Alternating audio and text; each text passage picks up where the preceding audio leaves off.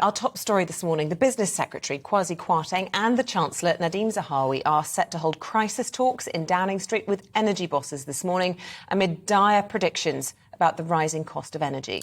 Well, the government will ask these executives to submit a breakdown of the profits they expect to make, payouts they expect to make, and various investment plans over the next 3 years. Well, for more, let's speak to the former CEO of Energy UK, Angela Knight. A very good morning to you. And we can speak also to the Director of Policy in Practice, Devon Gilani, who joins us in the studio. Very good morning to you.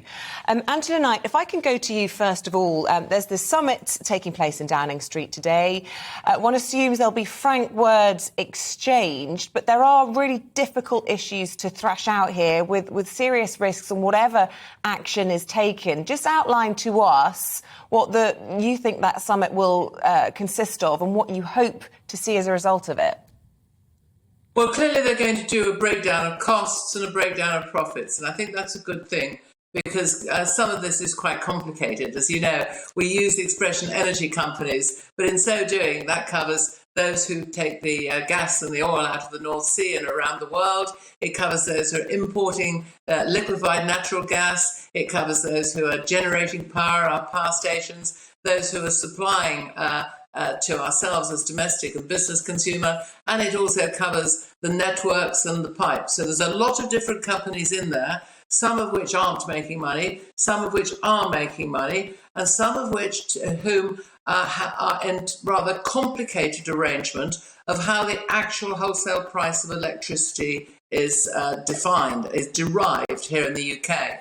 So by putting it all out on the table, what I think that they will find is on the oil and gas, which they've already looked at, and where they consider, they being Treasury and indeed many other people, are considering that there are an increased profits being made as a consequence of high global prices, that they will look at again. But that, of course, has already been looked at once before and being taxed at between 40 and 65%.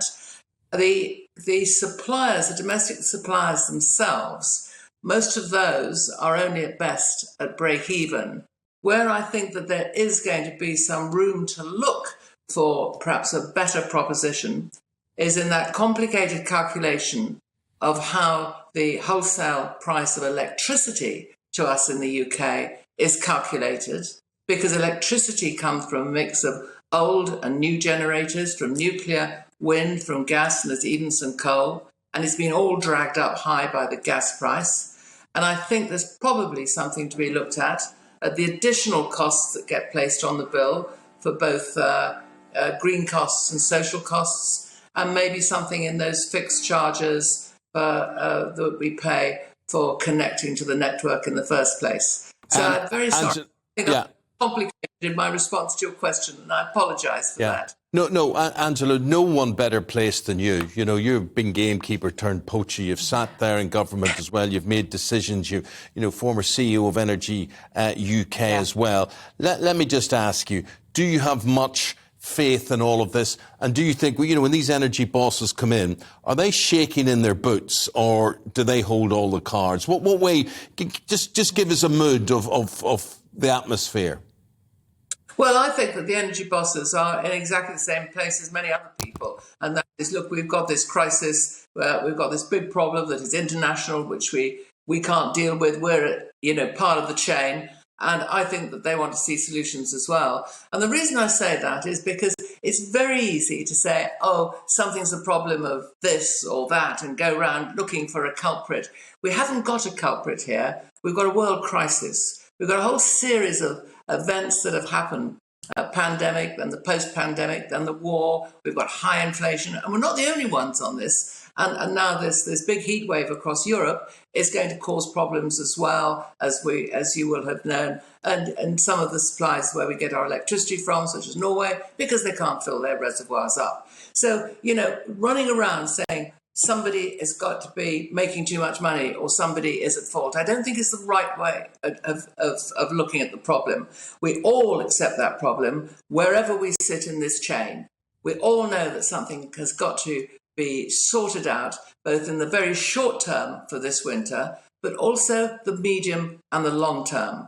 And I'm a great believer in getting people around the table and getting all the cards up there to find out what are the options, who can do what in this game, of which government is going to play a big role, not just in convening a round table and the fact that they do hold legislative power, but of course government has a big role in giving greater degree of assistance, particularly to the poor end of society.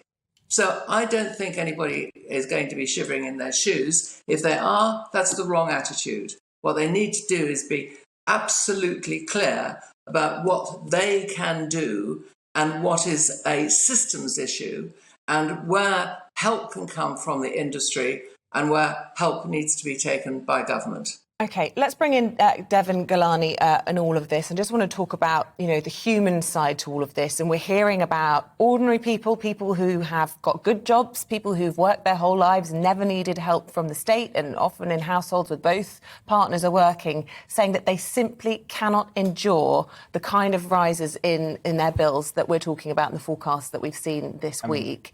I think we have a graph that just demonstrates the extent of what people are facing. There was 1,200 a year was the average bill in something like April this year, and that's going to go up to over 4,000 in the new year. Something urgent needs to be done. I was going to make that exact point. You can get all of the energy bosses in the room to try and understand what's going on with how it's all made up, but really it makes no difference to the people who are impacted by this big shift in energy bills. When the price cap was first reached, it was £1,277, and that was only 18 months ago, less than 18 months ago, in fact. By the time we hit January, it's going to be over 4,200, as you just saw on the graph. What the government needs to do, get everyone together, sure, but actually it needs to decide what it's going to do to help people at the end of this. And we've calculated, so on top of the £650 going to the lowest income households, or the £400 or so that's going to everyone, there's another £400 on top of that. That more or less immediately needs to go to people just to cover the 3 months from October to January.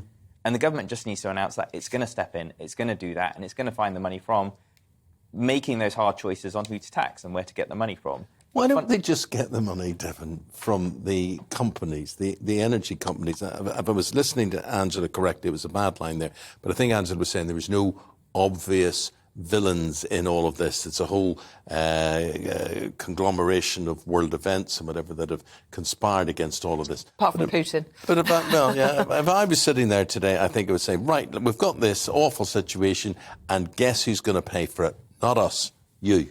So I think there is a slightly simpler answer. It costs the same amount to get the energy out the ground as it always has. And now it's being sold for much more because the international prices are so much higher. It's those people that are, it's those that are getting out the ground and selling it to the energy companies that are making the most money, and they'll happily admit to that. You can see it in their profits. So the BPs, the Shells, many other large energy companies out there. There's just a huge surplus, and they recognise that.